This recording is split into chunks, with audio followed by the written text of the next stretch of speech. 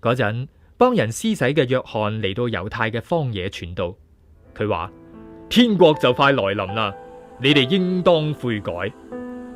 原來呢個約翰就係以賽亞先知所預言嘅，喺荒野有人大聲宣告，預備主嘅道，修直佢嘅路嘅嗰一位人物。約翰着嘅係駱駝毛嘅衫，腰間束上咗皮帶，食嘅係蝗蟲同埋野物。當時嘅人由耶路撒冷、猶太各區、約旦河流域等地嚟到約翰嗰度，承認佢哋嘅罪，又喺約旦河裏邊接受佢嘅洗禮。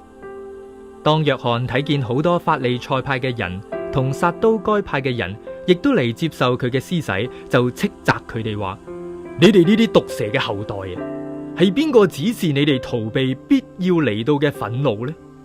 你哋應該以實際表現嚟到證實自己嘅悔改。你哋唔好自以為是咁話，我哋有亞伯拉罕做祖先。我話俾你哋知，上帝可以喺呢啲石頭當中生出亞伯拉罕嘅子孫。而家斧頭已經放咗喺樹根嘅上邊，唔結好果子嘅樹都要斬斷佢，抌落火裏邊焚燒。我而家只係用水為你哋施洗，叫你哋悔改。但係有一位比我更有能力嘅要嚟，我就係幫佢挽鞋亦都唔配。